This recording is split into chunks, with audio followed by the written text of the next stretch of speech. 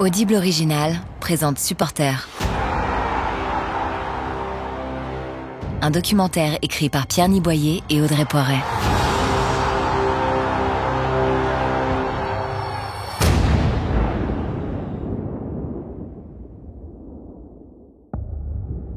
Plongé en totale immersion dans un monde où passion rime avec déraison, où la fidélité est parfois sans limite. Entre frissons, drames et moments de grâce, Supporter vous entraîne dans le tourbillon de l'histoire des tribunes les plus mythiques d'Europe. Ici, plus qu'ailleurs, vous comprendrez pourquoi le football n'est pas une question de vie ou de mort. C'est bien plus que cela. Liverpool, jamais seul.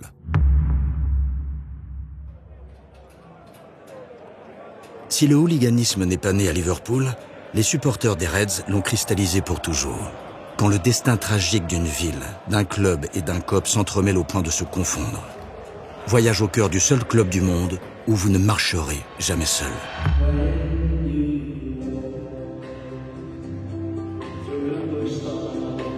« 1er juin 2019. Un son tout droit sorti des brumes du nord de l'Angleterre déferle sur l'Europe. Sur le monde, le « You'll Never Walk Alone » des Reds de Liverpool résonne au firmament du football européen. Ce soir-là, le club de la Mersey remporte sa 6e Ligue des Champions. Mais surtout, ses supporters hurlent à la face du monde leur fierté retrouvée. La fierté de gagner, bien sûr, mais aussi et surtout la fierté d'une différence, d'une identité unique, celle d'être de Liverpool.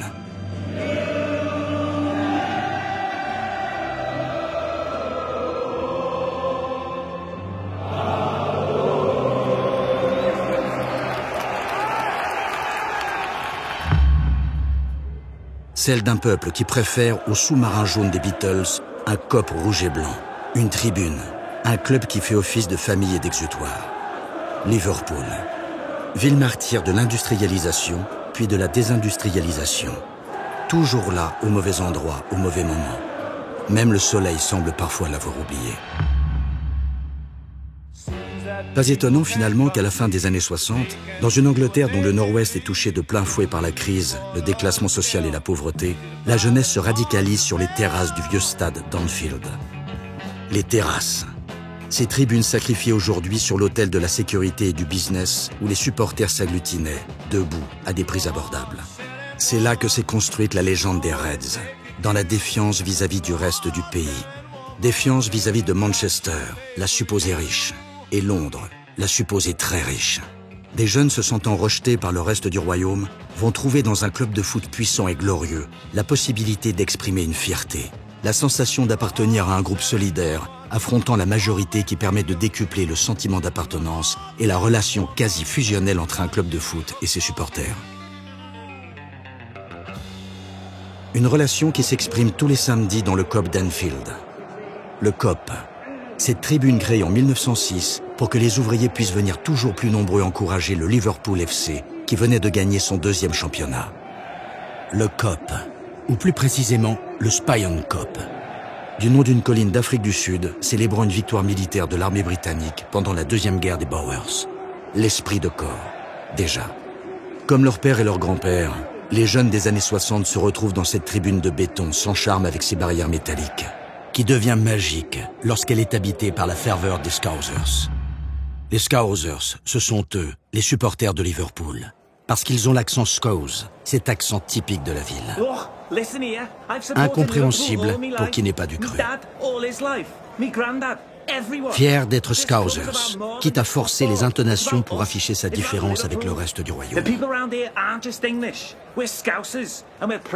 Et plus la crise économique s'installe, plus l'envie de s'affirmer grandit. Les jeunes n'attendent plus le samedi pour se retrouver. Les pubs enfumés de Walton Break Road servent de QG. Les Scousers suivent de plus en plus bruyamment leur équipe dans tous les stades d'Angleterre. Aux yeux du reste du pays, Liverpool est une ville dangereuse, malfamée, peuplée de voyous. Soit. Les supporters des Reds feront honneur à la réputation de leur cité.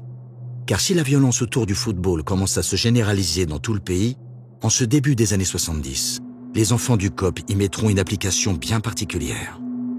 À Londres, à Manchester, À Birmingham, semaine après semaine, dans le sillon d'une équipe de foot, on voit débarquer l'armée rouge et blanche. Le cheveu ras par opposition aux hippies considérés comme des fils de bourgeois. La working class des tribunes de Liverpool veut imposer son style. Elle pille, braille, se bat avec les supporters adverses et exporte cette marque de fabrique à travers l'Europe, car parallèlement, sur le terrain, l'équipe brille. Le sentiment de puissance est exacerbé et le supporter de Liverpool va devenir le hooligan type. En fait, de 77 à 84, Liverpool domine le football anglais et européen en gagnant 4 fois la Coupe d'Europe des clubs champions. Au fil de ses succès, l'équipe est amenée à se déplacer en France, en Espagne, en Allemagne. Et les supporters suivent. No French teams qualified, but still a large police presence in the streets. Fear of British hooliganism has led to a France-wide preventative plan, spanning across the northern coast, at the Channel right down to the Italian borders. French authorities are taking measures to prepare for British supporters who are due to travel across France this weekend. Permanent contact has been established between police forces of the UK, France and Italy. Ce qui se passait en Angleterre se déroule désormais dans une Europe absolument pas prête à accueillir une telle violence autour du football. Les Scousers deviennent les Attila du ballon rond. Là où ils passent, le gazon ne repousse pas. Et plus leur réputation de mauvais garçons s'accroît, plus leur fierté grandit. De ces virées européennes, ils rapportent des vêtements de marque qu'ils exhibent ensuite dans le COP comme des trophées. Fred Perry, Lacoste, Sergio Tacchini. Autant de logos inaccessibles pour le supporter moyen, mais que celui de Liverpool peut arborer fièrement. Ainsi va se créer le look dit casual. Moi, j'ai des vêtements de marque parce que je suis un dur de Liverpool. Encore ce besoin d'affirmer sa différence et sa supériorité vis-à-vis des autres fans anglais. Pourtant, ce look casual, dont les Scousers sont les précurseurs, va très vite se généraliser dans les autres stades d'Angleterre, car les autorités vont finir par tenter d'endiguer ce phénomène de violence. And now let's return to number 10 and to the historic events of yesterday witnessed minute by our reporter. Prime Minister Margaret Thatcher was seen leaving 10 Downing Street. Les années 70 se terminent doucement. Margaret Thatcher pointe le bout de son nez. Le pays doit changer et le hooligan est dans le collimateur. En arrivant au 10 Downing Street le 4 mai 1979, la nouvelle première ministre, Margaret Thatcher donc, a en effet bien l'intention d'être fidèle à son surnom de Dame de Fer. Sa mission, remettre de l'ordre dans le royaume. Son arme, la révolution thatchérienne. L'économie prend le grand virage d'un libéralisme fort et la société va apprendre à en découdre avec le concept de fermeté. All-out sanctions are being imposed on English supporters. This evening, British Prime Minister Margaret Thatcher is due to announce a plan of drastic measures to combat violence and the sale of alcohol around football stadiums across the United Kingdom. No more alcohol in or around stadiums. Les agités des stades de foot, eux, devront faire comme tout le monde et se soumettre à la loi. La police va investir les abords des stades, tenter d'encadrer les déplacements des supporters. Et face à cette surveillance accrue de leurs activités, les hooligans de tout le pays vont vite comprendre qu'en portant des vêtements passe-partout sans arborer les couleurs de leur équipe, ils pourront se faufiler et se fondre plus facilement dans la masse pour déjouer le travail des bobbies dépassés. C'est le début d'un jeu du chat et de la souris entre hooligans et autorités qui, forcément, finira très mal. La violence s'institutionnalise. La cité portuaire continue sa chute inexorable vers la paupérisation. Les premiers effets du libéralisme thatchérien radicalisent encore un peu plus les supporters qui s'organisent désormais en groupes plus ou moins structurés. Les Firms, des clubs de hooligans qui chaque week-end jouent un match parallèle. Pendant que leur équipe doit gagner sur le terrain, eux doivent remporter leur fight, leur bagarre face aux supporters adverses. À Liverpool, The Urchins, les oursins, ou les RRS, Run Corner Riot Squad, cherchent à en découdre avec les autres firms du pays. Le foot devient un prétexte. La ligne rouge est franchie. Bienvenue au Fight Club. Car en ce début des années 80, la situation devient incontrôlable. Tour d'Europe après tour d'Europe, les fans de Liverpool inquiètent, mais fascinent aussi. Le concept de COP s'exporte. Les tribunes derrière les buts, là où les places sont les moins chères, là où se regroupent les jeunes les plus turbulents, s'autoproclament COP. Les supporters de Liverpool trouvent du répondant sur le continent et se surmotivent avant chaque déplacement. Car si la police britannique prend la mesure du phénomène, les autorités du reste de l'Europe le découvrent encore. Les Scousers jouissent donc d'une liberté inespérée et en profitent pour faire de chaque virée continentale une véritable démonstration de force jusqu'au drame.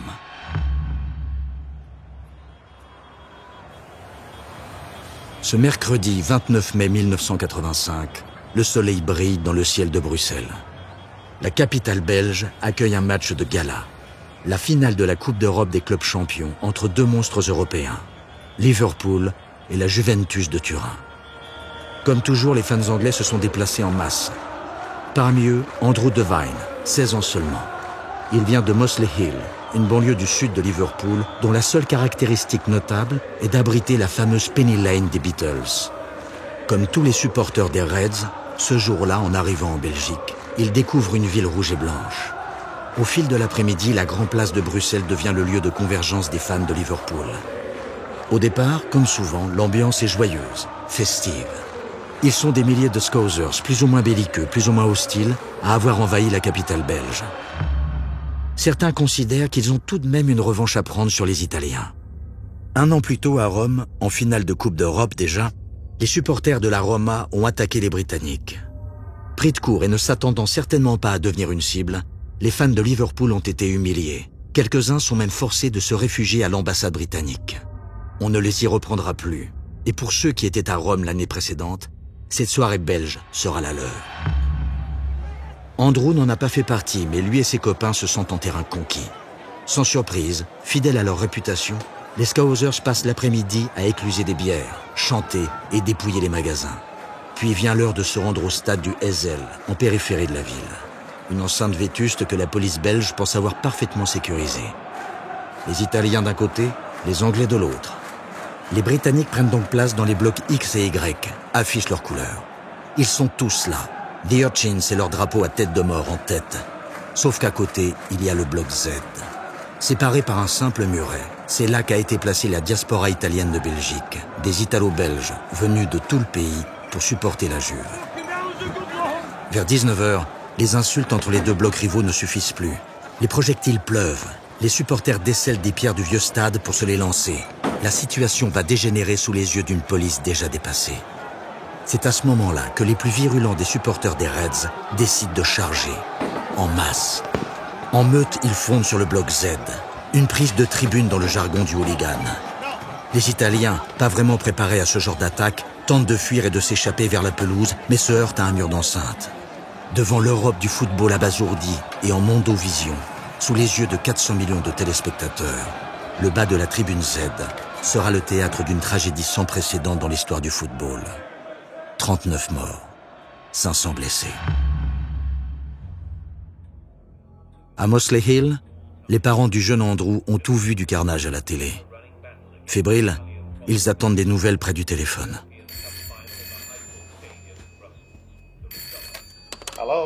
Soulagement. Andrew n'a rien. Mais monsieur et madame Devine comprennent alors que le football n'a plus rien d'un jeu au pays des Reds. Prise de conscience également de l'Europe du football. Stigmatisation du supporter de Liverpool qui portera à jamais la trace indélébile du massacre du Heysel sur le torse. Pourtant, cette marque, n'importe quel club anglais de l'époque aurait pu en avoir le fardeau. Si Millwall, Chelsea ou encore Manchester avaient été en finale ce soir-là, pas sûr que les choses se seraient passées différemment. Mais l'heure n'est plus à refaire l'histoire, et Liverpool peut encore rejouer la complainte de la ville maudite, abandonnée des pouvoirs publics et une nouvelle fois montrée du doigt. Avec ce drame du Heysel, c'est tout le foot anglais privé de compétitions européennes qui va sombrer, s'isoler et tenter de soigner les plaies du hooliganisme. Mais dans les stades du Royaume, la ferveur ne va pas s'éteindre du jour au lendemain. La catastrophe bruxelloise va certes valider quelques mesures plus restrictives envers les supporters, va permettre au gouvernement d'accroître légèrement l'appareil législatif pour museler les hooligans, mais les Scousers vont rester fidèles à leur club. Une équipe sur le déclin, en reconstruction, mais à la cote de popularité intacte. À tel point que le 14 avril 1989, au moment de faire le court déplacement jusqu'à Sheffield, à seulement 2 heures de route, pour la demi-finale de la Cup face à Nottingham Forest, ils sont encore très nombreux. Sans doute trop. Andrew Devine est évidemment encore de la partie. Depuis le Heysel, il a grandi, mûri. Il a même décroché un bon job, stable, sérieux. Il est devenu employé à la poste de Liverpool. Mais tous les samedis, il continue de suivre son équipe à travers tous les stades du pays. Son amour pour le club est toujours plus grand. À la veille de ce déplacement tant attendu, il a longuement étreint sa sœur avant d'aller se coucher.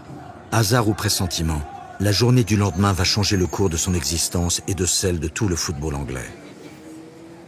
Comme tous les Scousers, sur la route de Sheffield, il va devoir se plier à de nombreux contrôles avant de pouvoir pénétrer dans le stade de Hillsborough.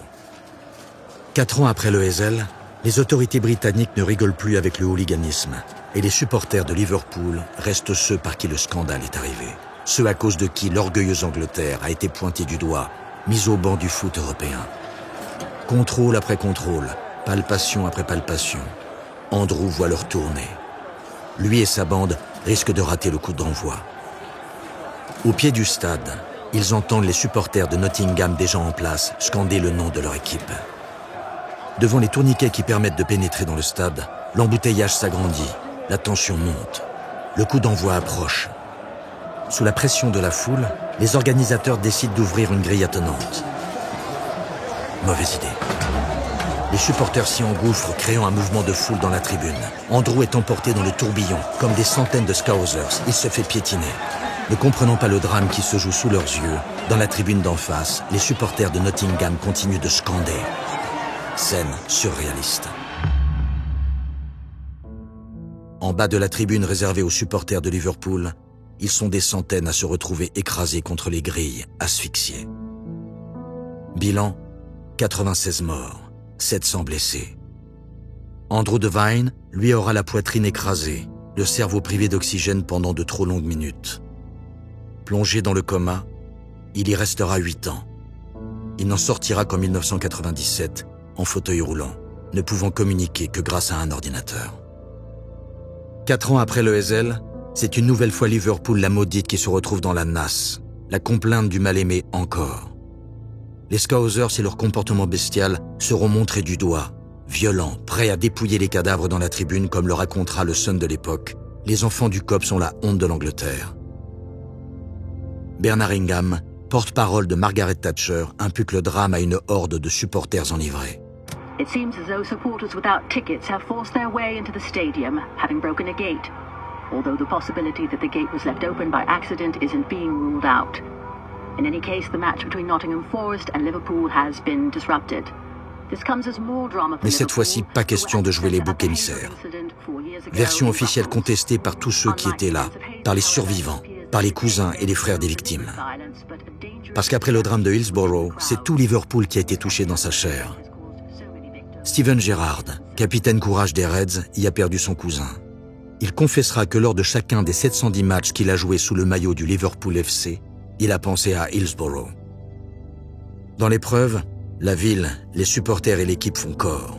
Et contre-enquête après contre-enquête, en 2012, le gouvernement de David Cameron, 23 ans après les faits, finira par dédouaner les Scousers, expliquant que des erreurs à répétition et le zèle d'une police mal préparée a entraîné le drame. Mais au lendemain de la catastrophe, l'heure n'est pas encore à la rédemption. Elle est à la répression. Margaret Thatcher exige des explications. 1 an après Hillsborough, le magistrat Peter Taylor, baron de Gosforth à la ville, remet enfin son rapport à la chef du gouvernement. Il faut supprimer les fameuses terrasses, là où pourtant tout a commencé. Hillsborough. Coup de sifflet final pour une forme de hooliganisme. Le mythique COP d'Anfield est donc détruit en 1994. Une tribune plus moderne est reconstruite à la place. Des travaux de mise aux normes qui nécessitent de l'argent, beaucoup d'argent. Résultat, le prix des billets explose. Plus de 1000% d'augmentation en 20 ans. Adieu la working class agitée. Place à un public moins turbulent, plus aisé. En cette fin des années 90 donc, dans un COP qui n'est plus vraiment le leur, les Scousers historiques ont du mal à trouver leurs repères pour ceux qui peuvent encore se payer un billet. Parallèlement sur le terrain, comme un symbole, les résultats de l'équipe sont moins flamboyants. Le titre de champion fuit désespérément les Reds, un peu comme si la mort du COP populaire avait annoncé le déclin sportif du club. Côté tribune, la vidéosurveillance, les interdictions de stade et le fichage systématique des perturbateurs ont définitivement bouté les hooligans hors d'Anfield. Mais l'esprit Scouser, lui, subsiste. Les matchs se regardent dans les pubs. Les fights organisés entre firms, eux, se sont déplacés sur des terrains vagues, loin des tribunes, mais aussi en déplacement. Car le trou d'air sportif du club n'est que passager, et le retour des coupes européennes va signer le grand retour des virées sur le continent pour les supporters des Reds. Des hooligans toujours plus libres à l'extérieur que dans le royaume, mais désormais attendus de pied ferme par les supporters adverses. Car s'offrir du Scouser dans le monde du supporter violent, c'est un peu le Graal. Et dans les grands championnats européens, c'est finalement en Italie que le terrain de la violence s'est le plus largement épanoui. Chaque confrontation entre clubs anglais et italiens devient sujet à règlement de compte. De chasseurs, les anciens du COP sont devenus chassés. La preuve avec Sean Cox. Venu d'Irlande pour suivre son équipe favorite, Sean prend tranquillement la direction d'Anfield en ce début de mois de mai 2018 pour assister à la demi-finale de la Ligue des Champions entre Liverpool et la Roma. Cox n'a rien du hooligan. C'est plutôt l'idéal type du supporter de Liverpool d'aujourd'hui. Ranger des voitures, père de famille tranquille, il s'encanaille au stade dans les limites du raisonnable. Quelques pintes, quelques chants avec les copains, il n'est pas là pour faire le coup de poing. Mais les règles du jeu se sont inversées. Quand les supporters continentaux débarquent au pays du hooliganisme, c'est pour montrer qu'ils ont du répondant. La chasse aux Scouser est ouverte. Le rapport de force n'est plus le même. Sean est agressé par des supporters de la Roma avant le coup d'envoi de la rencontre. Plongé dans le coma pendant 2 mois, Sean ne retrouvera jamais toutes ses capacités physiques. Et comme souvent dans l'adversité, le club de Liverpool et des quêtes auprès des supporters vont permettre à la famille de Sean de subsister financièrement. L'esprit de corps, toujours. Alors oui, ce stade d'Anfield rénové, ce football anglais moderne et aseptisé n'abrite plus que les fantômes d'une époque. Mais l'esprit Scouse, la cohésion, la fusion entre la ville, le club et les supporters n'a pas disparu à Hillsborough. Liverpool continue de fasciner car Liverpool l'a mal aimé, a montré la voie. Du haut de ses 128 ans d'existence, il y a certes une quantité impressionnante de titres accumulés. Il y a ses entraîneurs et ses joueurs mythiques, dont la simple évocation du nom fait se hérisser les poils de n'importe quel fan. Bill Shankly, Bob Paisley, Kevin Keegan ou encore Steven Gerrard. Ils sont l'âme de Liverpool, mais ils ne sont pas les seuls. Car à Liverpool, comme il est inscrit à la sortie du tunnel menant des vestiaires à la pelouse du stade d'Anfield, personne ne marche jamais seul.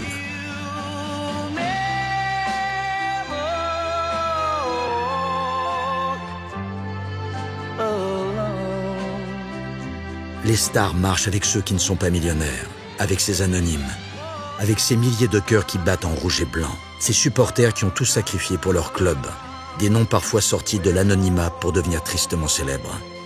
Ils s'appellent Andrew Devine, Sean Cox, mais aussi John Paul Gilhooly ou encore Tony Bland. Au fil des ans, ils ont rempli l'encyclopédie du LFC d'histoire et de légendes.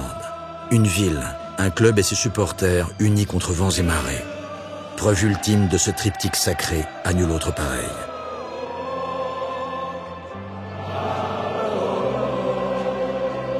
Le 5 juin 2019, les joueurs de Liverpool rentrent en héros sur les abords de la Mersey, la Ligue des Champions sous le bras. Dans le bus qui les conduit vers la parade prévue dans les rues de la ville pour communier avec les fans, James Milner, leader emblématique de l'équipe, interpelle le chauffeur et lui demande de faire un petit détour par le sud de la cité portuaire. Oui, avant d'aller présenter la Coupe d'Europe aux milliers de supporters, il voulait passer par la maison d'un dénommé Andrew Devine, rescapé d'Hillsborough, pour lui montrer le trophée en premier. À Liverpool, peut-être plus qu'ailleurs, l'histoire ne s'achète pas, ne s'invente pas, et surtout, ne s'oublie pas.